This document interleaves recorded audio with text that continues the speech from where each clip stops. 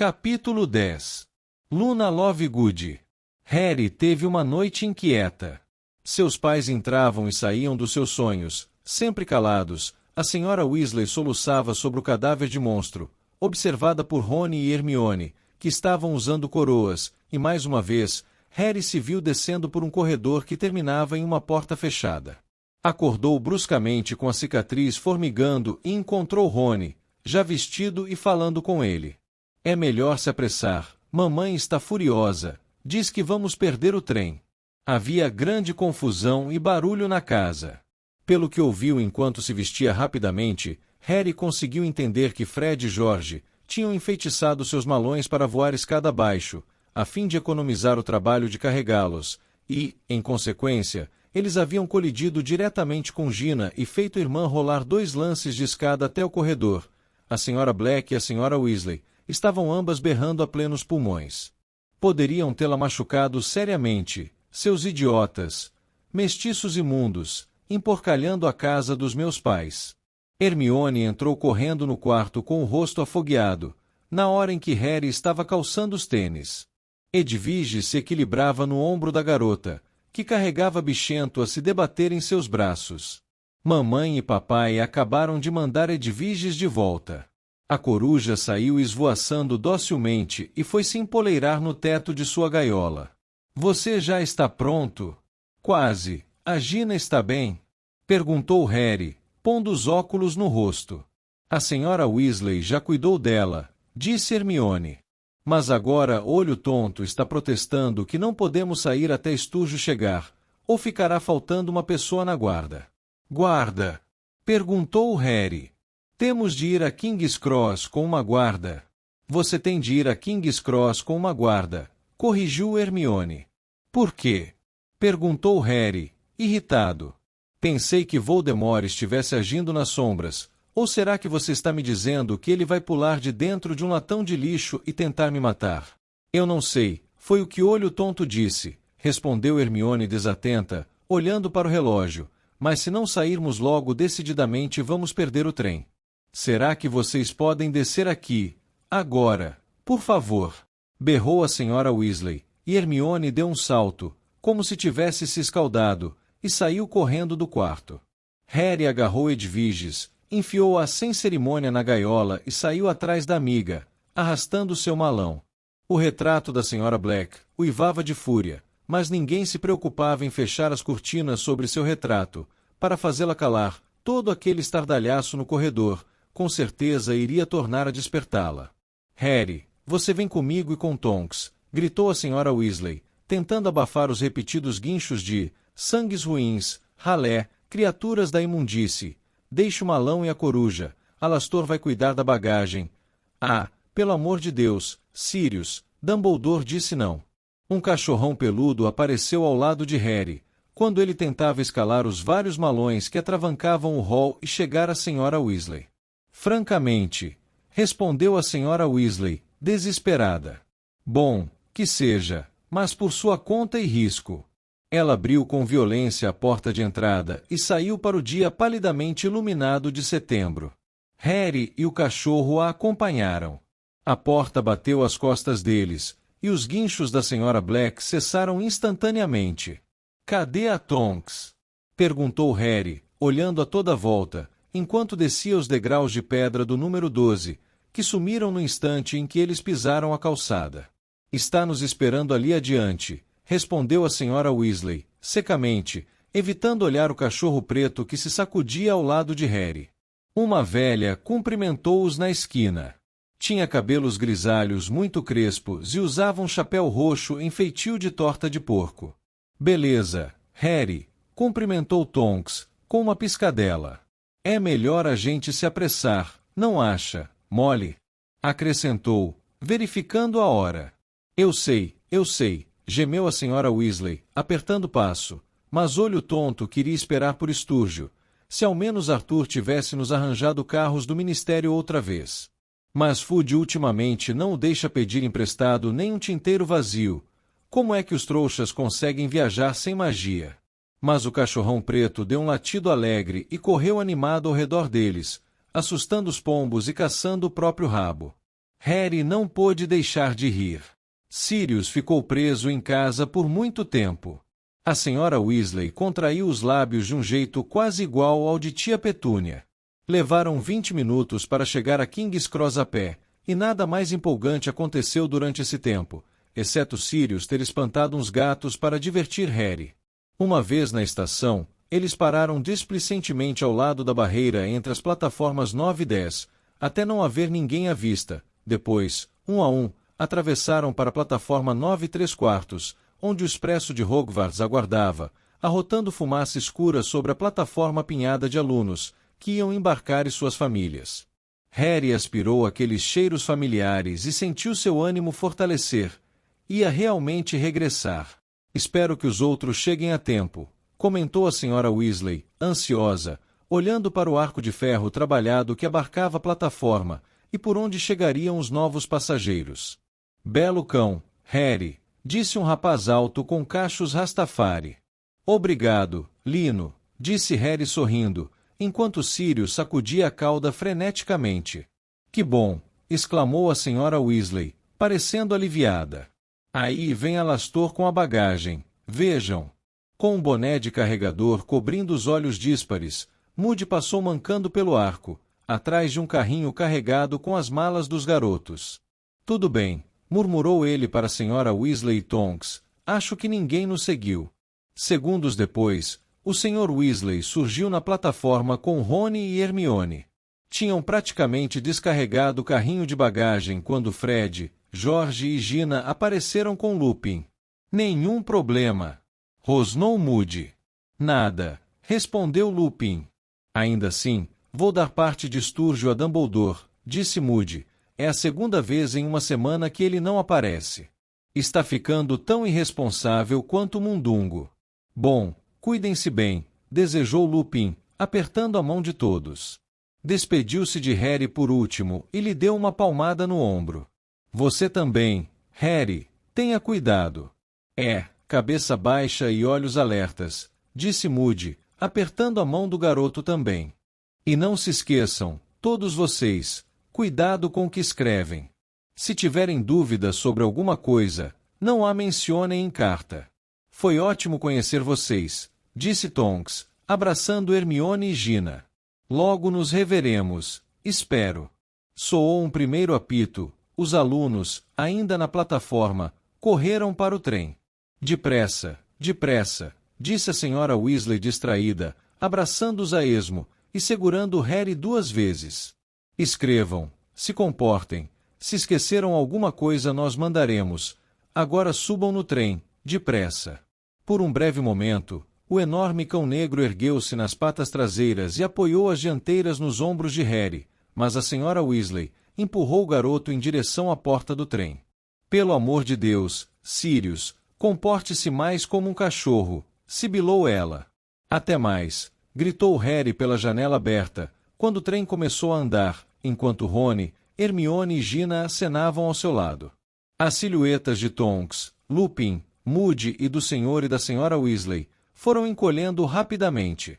Mas o cachorro preto continuou saltando ao lado da janela, abanando o rabo. Gente na plataforma agora pouco visível, ria de ver o cão correndo atrás do trem, então contornaram uma curva, e Sirius desapareceu. Ele não devia ter vindo com a gente, comentou Hermione, manifestando preocupação na voz. Anime-se, disse Rony, ele não vê a luz do dia há meses, coitado. Bom, disse Fred, batendo palmas, não podemos ficar aqui conversando o dia inteiro, temos negócios a discutir com o Lino. Vemos vocês mais tarde. E ele e George desapareceram pelo corredor à direita. O trem continuou a ganhar velocidade, fazendo os garotos que continuavam em pé balançarem, e transformando as casas em imagens fugidias. Então, vamos arranjar uma cabine? Convidou Harry. Rony e Hermione se entreolharam. Falou Rony. Nós, bem Rony e eu temos de ir para o carro dos monitores, disse Hermione, sem jeito. Rony não estava olhando para Harry, parecia vivamente interessado nas unhas da mão esquerda. Respondeu Harry. Certo. Ótimo. Acho que não temos de ficar lá a viagem inteira. acrescentou Hermione depressa. Nossas cartas dizem que vamos receber instruções dos monitores-chefes e depois patrulhar os corredores de tempos em tempos. Ótimo, repetiu Harry. Bom, eu talvez veja vocês mais tarde, então. Com certeza, disse Rony, lançando um olhar esquivo e ansioso ao amigo. É chato ter de ir para lá, eu preferia, mas temos de ir. Quero dizer, não estou me divertindo, não sou Percy, concluiu em tom de desafio. Sei que você não é, disse Harry, rindo. Mas quando Hermione e Rony arrastaram os malões, Bichento e Piche, engaiolada, em direção à frente do trem, Harry teve uma estranha sensação de perda. Nunca viajou no expresso de Hogwarts sem Rony. Anda, disse-lhe Gina, se formos logo, poderemos guardar lugares para eles. Certo, concordou Harry, pegando a gaiola de Edviges com uma das mãos e a alça do seu malão com a outra. Eles avançaram com dificuldade pelo corredor, espiando pelas vidraças das cabines e descobrindo que já estavam ocupadas. Harry não pôde deixar de notar que muitos garotos o olharam com grande interesse, e que vários cutucaram os vizinhos e apontaram para ele. Depois de registrar esse comportamento em 5 carros consecutivos, ele lembrou que, durante o verão inteiro, o Profeta Diário andou informando aos seus leitores que ele era um mentiroso exibicionista. Perguntou-se, desolado, se as pessoas que agora o olhavam e cochichavam teriam acreditado naquelas histórias.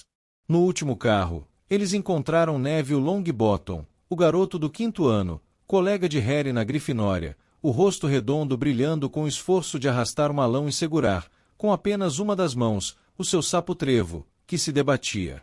Oi, Harry, ofegou. Oi, Gina, está tudo cheio, não consegui encontrar um lugar. Do que é que você está falando? Respondeu Gina, que se espremeu para passar por Neville e espiar a cabine atrás dele. Tem lugar nesse aí, só tem a Dílua Luna Lovegood. Neville murmurou alguma coisa, sobre não querer incomodar ninguém. Não seja bobo, disse Gina dando risadas. Ela é legal. Gina abriu a porta e puxou seu malão para dentro. Harry e Neville a seguiram. Oi, Luna, cumprimentou ela. Tudo bem se a gente ocupar esses lugares? A garota ao lado da janela ergueu os olhos. Tinha cabelos louros, sujos e mal cortados, até a cintura, sobrancelhas muito claras e olhos saltados, que lhe davam um ar de permanente surpresa. Harry entendeu na hora porque Neville preferiu procurar outra cabine. A garota emanava uma aura de nítida birutice. Talvez fosse porque guardava a varinha atrás da orelha esquerda, por medida de segurança, ou porque tivesse decidido usar um colar de rolhas de cerveja amanteigada, ou ainda porque estivesse lendo a revista de cabeça para baixo. Seus olhos estudaram Neville e se fixaram em Harry. Ela fez que sim com a cabeça. Obrigada, disse Gina, sorrindo para ela.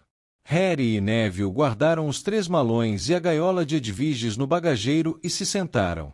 Luna observou-os por cima da revista invertida, que se chamava O Pasquim.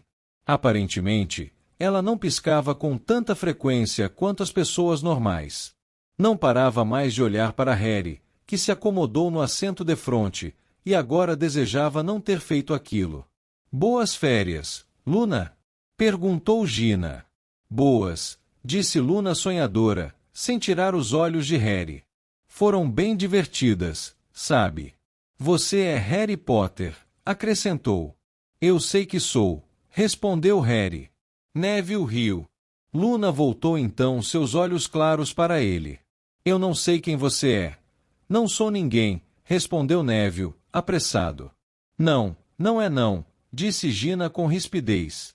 Neville Longbottom, Luna Lovegood. Luna está no mesmo ano que eu, mas é da Corvinal.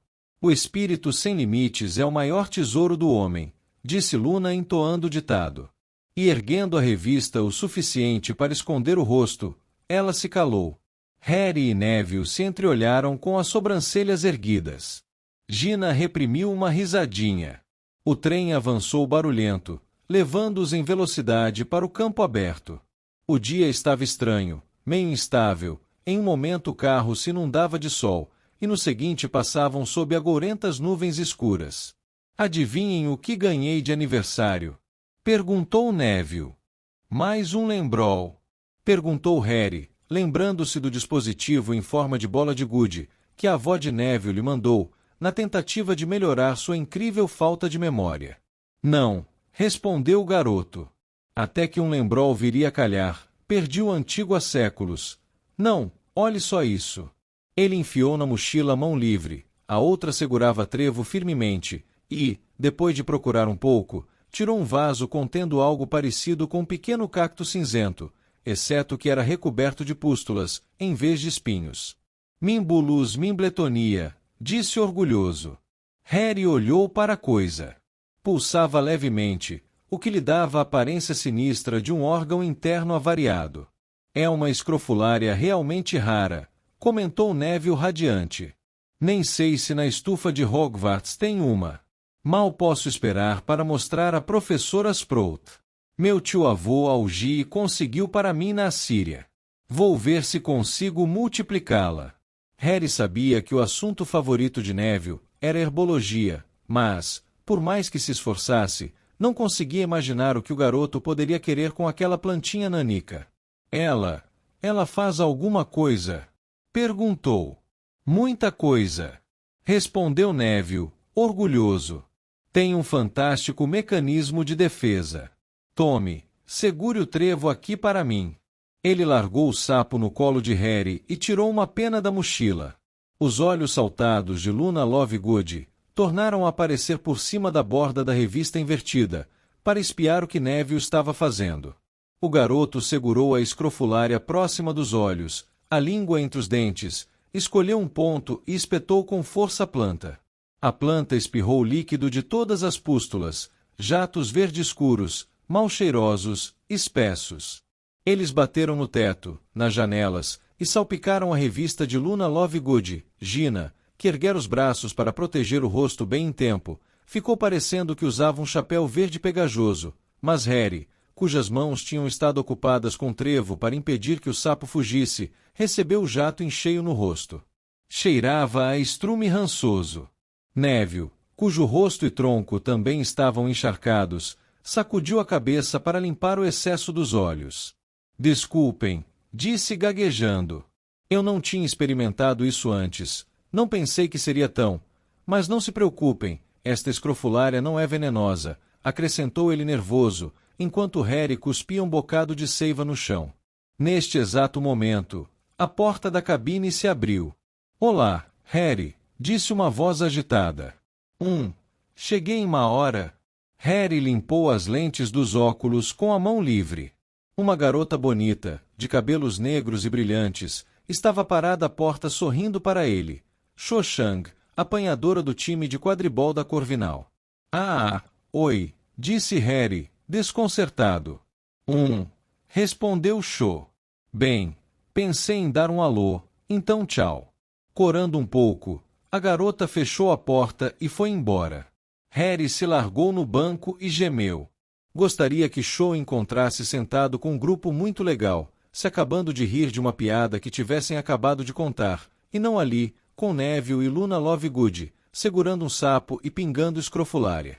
Tudo bem, disse Gina, procurando consolar o garoto. Olhe, podemos nos livrar de tudo isso facilmente. E puxando a varinha ordenou, limpar. A escrofulária desapareceu. Desculpe, tornou a dizer Neville, com uma vozinha tímida. Rony e Hermione só apareceram depois de uma hora, altura em que o carrinho de comida já tinha passado. Harry, Gina e Neville já haviam comido as tortinhas de abóbora e se entretinham em trocar os cartões dos sapos de chocolate, quando a porta da cabine se abriu e os dois entraram, acompanhados por Bichento e Piche, que soltava pios agudos em sua gaiola.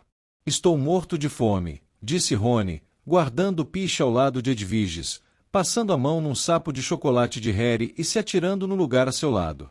Abriu, então, a embalagem, arrancou a cabeça do sapo com uma dentada e se recostou, com os olhos fechados, como se tivesse tido uma manhã exaustiva. Bom, tem 2 monitores do 5º ano de cada casa, disse Hermione, parecendo completamente desapontada quando se sentou. Um garoto e uma garota. E adivinhem quem é o monitor da Sonserina? Disse Rony, mantendo os olhos fechados. Malfoy, respondeu Harry, na mesma hora, certo de que seus piores receios teriam se confirmado. Claro, disse Rony amargurado, enfiando o resto do sapo na boca e apanhando mais um. E aquela completa vaca Pansy Parkinson, disse Hermione com ferocidade. Como foi que chegou a monitora, sendo mais obtusa que um trasgo lesado? Quem são os da Lufa-Lufa? Perguntou Harry. Ernesto Macmillan e Anna Abbott, respondeu Rony com a voz empastada. E Antônio Goldstein e Padma Patil Corvinal, continuou Hermione. Você foi ao baile de inverno com Padma Patil, disse uma voz imprecisa. Todos se viraram para Luna Lovegood, que olhava sem piscar para Rony, por cima de Pasquim. Ele engoliu o sapo de uma vez. Eu sei que fui, disse ele, parecendo ligeiramente surpreso. Ela não gostou muito, informou-lhe Luna. Acha que você não a tratou bem, porque não quis dançar com ela. Acho que eu não teria me importado, acrescentou pensativa. Não gosto muito de dançar. Luna tornou a se esconder atrás de Pasquim. Rony ficou olhando para a capa da revista de boca aberta, por alguns segundos, depois procurou Gina com o olhar para obter uma explicação, mas a irmã havia enterrado os nós dos dedos na boca para sufocar um acesso de riso. Rony sacudiu a cabeça, confuso, depois olhou para o relógio. Temos de patrulhar os corredores a intervalos, disse a Harry e Neville, e podemos castigar os alunos que não estiverem se comportando. Mal posso esperar para apanhar Crabbe e Goyle fazendo alguma coisa. Você não pode abusar da sua posição, Rony, ralhou Hermione. Certo, porque o Malfoy não vai abusar nem um pouquinho da dele, respondeu Rony com sarcasmo. Então você vai se rebaixar ao nível dele? Não, só vou garantir que apanhe os amigos dele, antes que ele apanhe os meus. Pelo amor de Deus, Rony. Vou fazer Goyle escrever 100 vezes a mesma frase. Ele vai morrer, odeia escrever, disse Rony alegremente. E baixando a voz para imitar os grunhidos de Goyle, contraiu o rosto fingindo dolorosa concentração e escreveu no ar. Eu não devo ter cara de bunda de macaco. Todos riram, mas ninguém riu mais do que Luna Lovegood. Soltou um grito de alegria que fez Edviges acordar e bater as asas, e Bichento pular para o alto do bagageiro, sibilando. Luna riu tanto que a revista escapou-lhe das mãos, escorregou pelas pernas e foi parar no chão. Essa foi boa. Seus olhos marejados de lágrimas fixavam Rony, enquanto tentava recuperar o fôlego. Completamente aparvalhado, ele olhava para os amigos, que agora riam da expressão em seu rosto e do riso absurdamente prolongado de Luna, se balançando para frente e para trás, comprimindo os lados do corpo. Você está tentando me fazer de bobo? Perguntou Rony enrugando a testa. Bunda, de macaco, ela engasgava, segurando as costelas. Todos apreciavam Luna rir, exceto Harry, que, batendo os olhos na revista ainda no chão, reparou em alguma coisa que o fez abaixar-se rapidamente para apanhá-la. De cabeça para baixo, foi difícil dizer qual era a foto da capa, mas Harry agora percebia que era uma charge mal feita de Cornélio Fudge, apenas reconhecível por causa do chapéu coco verde-limão. Uma das mãos do ministro apertava uma bolsa de ouro, a outra esganava um duende. A legenda da charge perguntava, até onde irá Fudge, para se apoderar de Gringotes? Abaixo, uma chamada para os outros títulos da revista. Corrupção na Liga de Quadribol. Como os tornados estão assumindo o controle. Segredos das antigas runas revelados. Sirius Black, vítima ou vilão? Posso dar uma olhada? Perguntou ele ansioso a Luna. A garota concordou com a cabeça, ainda de olhos em Rony, ofegante de tanto rir. Harry abriu a revista e correu os olhos pelo índice. Até aquele momento, esqueceu-se completamente da revista que Kim entregou ao Sr. Weasley, para Sirius, mas devia ser essa mesma edição de O Pasquim. Ele localizou a página e voltou sua atenção para o artigo, empolgado. Era também ilustrado, por uma charge bem ruinzinha. De fato, Harry nem teria percebido que representava Sirius, se não houvesse legenda. O padrinho estava em pé no alto de uma pilha de ossos humanos, empunhando a varinha. O título do artigo era Sirius, negro como pintam. Famoso assassino em massa ou inocente sensação musical. Harry precisou ler a primeira linha várias vezes para se convencer de que entendeu corretamente. Desde quando Sirius era uma sensação musical? Durante 14 anos acreditou-se que Sirius Black fosse culpado do assassinato em massa de 12 trouxas inocentes e um bruxo. Sua audaciosa fuga de Azkaban há 2 anos desencadeou a maior caçada humana que o Ministério da Magia já conduziu. Nenhum de nós jamais questionou que ele merece ser recapturado e devolvido aos dementadores. Mas será que ele merece? Recentemente vieram a público novas e surpreendentes provas de que Black pode não ter cometido os crimes pelos quais foi mandado para Azkaban. De fato, diz Doris Purkiss, da Via Cantia, 18, Little Norton, Black talvez nem tenha presenciado a matança. O que as pessoas não percebem é que Sirius Black é um nome falso, diz a senhora Purkiss. O homem que elas pensam ser Sirius Black é na realidade Toquinho Boarma, vocalista do popular conjunto, Os Duendeiros, e que se retirou da vida pública depois de ser atingido na orelha, por um nabo, em um concerto, em Little Norton Chart Hall, há quase 15 anos. Reconheci-o no instante em que vi sua foto no jornal.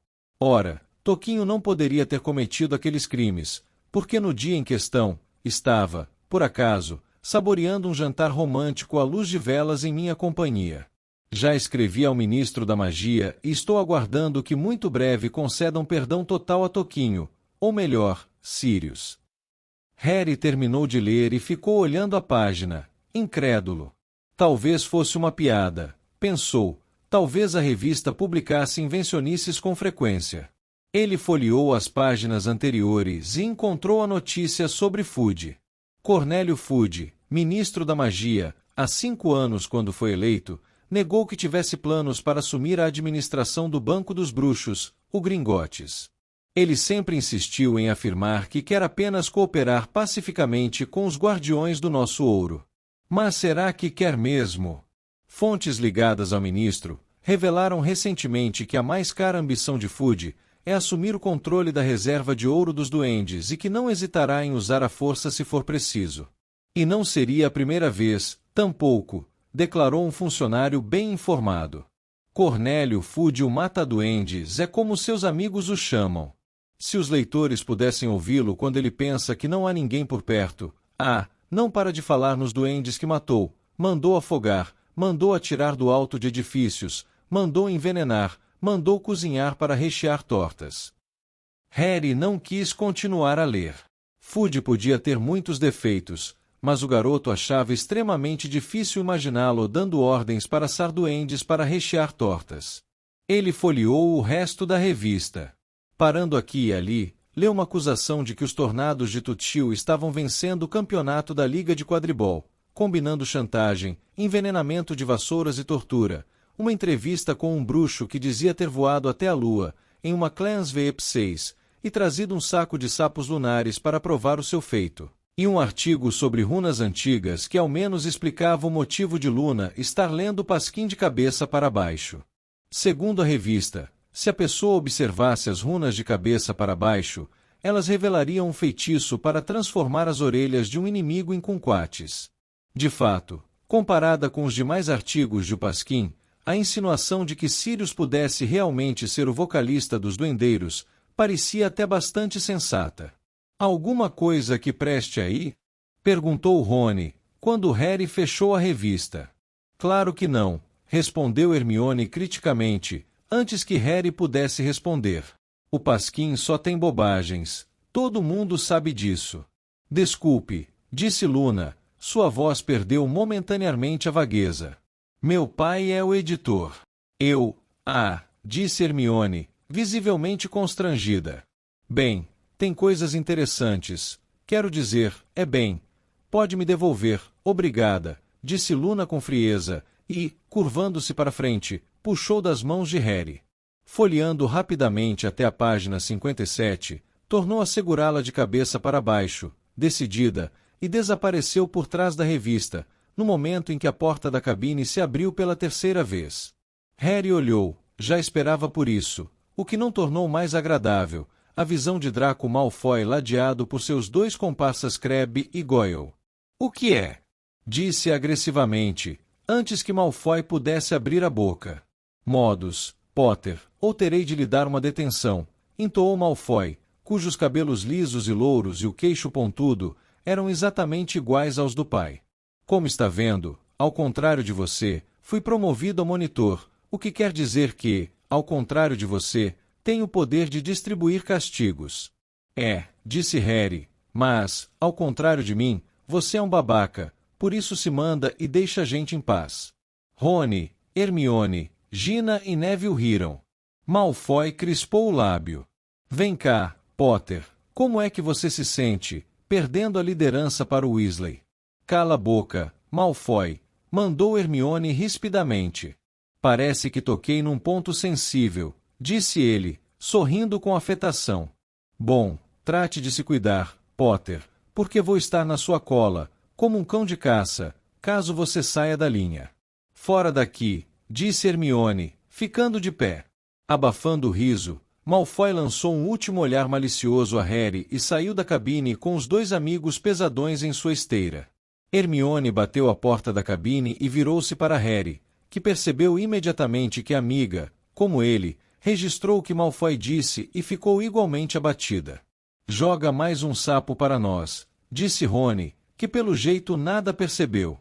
Harry não podia falar com franqueza, na frente de Neville e Luna. Trocou mais um olhar nervoso com Hermione, depois ficou olhando para fora da janela. Achou engraçada a ideia de Sirius tê-lo acompanhado à estação, mas de repente achou-a irresponsável, se não positivamente perigosa. Hermione estava certa. Sirius não devia ter vindo. E se o Sr. Malfoy tivesse reparado no cão preto e comentasse com Draco? E se tivesse deduzido que os Weasley, Lupin, Tonks e Moody sabiam onde Sirius estava escondido? Ou será que o fato de Malfoy ter usado a palavra cão foi coincidência? O tempo permaneceu indefinido à medida que rumavam sempre para o norte. A chuva salpicou as janelas de má vontade, depois o sol fez uma pálida aparição e logo as nuvens o encobriram. Quando anoiteceu, e as luzes foram acesas nos carros, Luna enrolou o pasquim, guardou-o cuidadosamente na mochila e passou a encarar, um a um, os colegas de cabine. Harry estava sentado com a testa encostada na janela do trem, tentando captar um vislumbre distante de Hogwarts, mas era uma noite sem luar, e a janela riscada de chuva estava suja. "É melhor nos trocarmos", disse Hermione. Ela e Rony prenderam no peito os distintivos de monitor. Harry viu Rony apreciando a própria imagem na janela escura. Finalmente, o trem começou a reduzir a velocidade, e eles ouviram a zoeira que sempre havia quando os alunos corriam a preparar a bagagem e os animais de estimação para o desembarque. Como Rony e Hermione deviam supervisionar a movimentação, eles desapareceram da cabine, deixando para Harry e os outros cuidarem de Bichento e Piche. "Eu levo essa coruja, se você quiser", disse Luna a Harry, estendendo a mão para Piche, enquanto Neville guardava Trevo cuidadosamente no bolso interno das vestes. "Ah, obrigado", disse o garoto, entregando-lhe a gaiola, e erguendo Edviges com mais firmeza nos braços. O grupo saiu lentamente da cabine, sentindo o primeiro impacto do ar noturno em seus rostos, ao engrossarem a confusão de alunos no corredor. Aos poucos, foram se deslocando para as portas. Harry sentiu o cheiro dos pinheiros que ladeavam a trilha até o lago. Desceu para a plataforma e olhou ao redor, procurando ouvir a chamada familiar de "alunos do primeiro ano aqui". Mas a chamada não veio. Em vez disso, uma voz bem diferente, uma voz feminina enérgica gritava: "Alunos do primeiro ano, façam fila aqui, por favor. Todos os alunos de primeiro ano para cá." Uma lanterna veio balançando em direção a Harry, e à sua luz, o garoto viu o queixo proeminente e o severo corte dos cabelos da professora Grubbleplank, a bruxa que assumirá o trato das criaturas mágicas no lugar de Hagrid, por uns tempos, no ano anterior. "Onde está Hagrid?" perguntou ele em voz alta. "Não sei", disse Gina, mas é melhor a gente sair do caminho, estamos bloqueando a porta. Harry e Gina se separaram enquanto caminhavam pela plataforma para se afastar da estação. Empurrado pela aglomeração de alunos, Harry procurou divisar, no escuro, um relance de Hagrid. Ele tinha de estar ali, contava com isso. Rever Hagrid era uma das coisas que mais desejava, mas não havia sinal do amigo.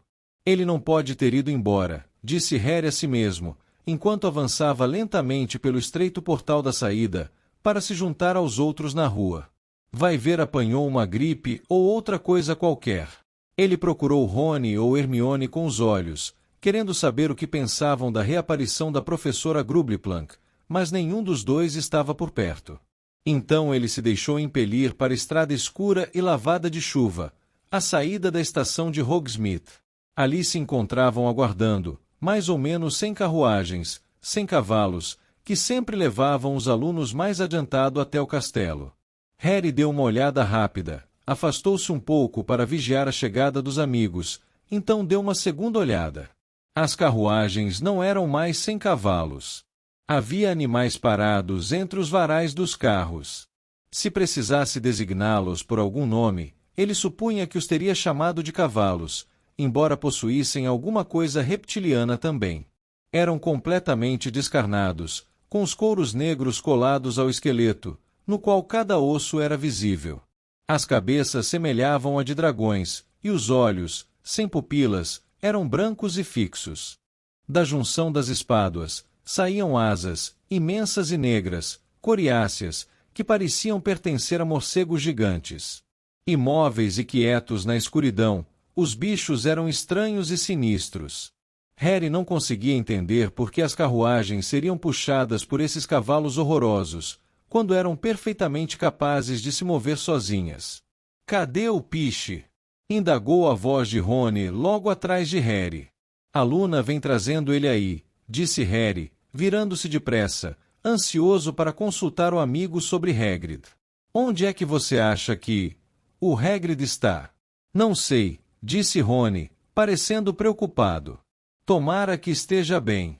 A uma pequena distância, Draco Malfoy, seguido por um pequeno grupo de comparsas, inclusive Crabbe, Goyle e Pansy Parkinson, afastava do caminho alguns alunos de segundo ano, de ar tímido, para poderem apanhar uma carruagem. Segundos depois, Hermione emergiu ofegante da multidão. Malfoy estava agindo de maneira absolutamente revoltante com um garoto de primeiro ano lá atrás. "Juro que vou dar parte dele. Ele só está usando o distintivo há 3 minutos e já está abusando mais do que nunca das pessoas. Onde está o bichento?" "Está com a Gina", disse Harry. "Olhe ela ali." Gina acabava de surgir do ajuntamento, segurando um bichento que esperneava. "Obrigada", disse Hermione, substituindo Gina na tarefa. "Vamos logo, vamos pegar uma carruagem juntos, antes que lotem todas. Ainda não apanhei Piche", disse Rony, mas Hermione já ia se adiantando em direção à carruagem desocupada mais próxima. Harry ficou para trás com Rony. "Que é que você acha que são essas coisas?" perguntou Harry, indicando com a cabeça os horrendos cavalos, enquanto os outros alunos passavam por eles em bando. "Que coisas?" "Esses cavalos." Luna apareceu segurando a gaiola de Piche nos braços. A corujinha pipilava empolgada, como de costume. "Pronto, aqui está", disse ela. "É uma corujinha bem simpática, não?" "Sim, ela é legal", disse Rony com maus modos. "Bem, vamos então, vamos entrar. Que é que você estava dizendo, Harry?" "Eu estava perguntando que bichos horríveis são esses que parecem cavalos." E continuou andando com Rony e Luna para a carruagem em que Hermione e Gina já estavam sentadas. "Que bichos que parecem cavalos?" "Esses bichos que estão puxando as carruagens", disse Harry impaciente. Afinal, eles estavam a menos de 1 metro do mais próximo, e o bicho os observava com aqueles olhos brancos e fixos. Rony, no entanto, se virou para Harry com um ar perplexo. "Do que é que você está falando?" "Estou falando daquilo. Olhe." Harry agarrou Rony pelo braço e girou seu corpo de modo a obrigá-lo a ficar cara a cara com o cavalo alado. Rony olhou direto para o cavalo durante um segundo. Depois tornou a olhar para Harry. Para o que é que eu devo olhar? Para, ali, entre os varais, atrelados à carruagem. Bem ali na frente. Mas, como Rony continuava a parecer confuso, ocorreu a Harry um estranho pensamento. Você não está vendo nada? Vendo o quê? Você não está vendo a coisa que está puxando a carruagem? Rony agora começou a se assustar seriamente. Você está bem, Harry? Harry sentiu-se completamente desnorteado. O cavalo estava ali, diante dele, um sólido reluzente, a luz que vinha da janela da estação às costas deles, o vapor saía de suas narinas no ar frio da noite. No entanto, a não ser que Rony estivesse fingindo, e se estivesse seria uma brincadeira muito sem graça, ele não estava vendo nada. Vamos entrar, então? Convidou Rony hesitante, olhando para Harry, como se estivesse preocupado com o amigo. Sim, disse Harry. Sim, entre. Está tudo bem, disse uma voz sonhadora, ao lado de Harry, quando Rony desapareceu no interior escuro da carruagem. Você não está ficando maluco nem nada. Eu também vejo. Também vê? Exclamou desesperado, virando-se para Luna. Ele via os cavalos de asas de morcegos refletidos nos grandes olhos prateados da garota. Vejo. Sempre os vi desde o meu primeiro dia de escola. Eles sempre puxaram as carruagens. Não se preocupe, você é tão normal quanto eu. Sorrindo suavemente, ela entrou no interior mofado da carruagem. Harry a acompanhou, mas nem tão tranquilo assim.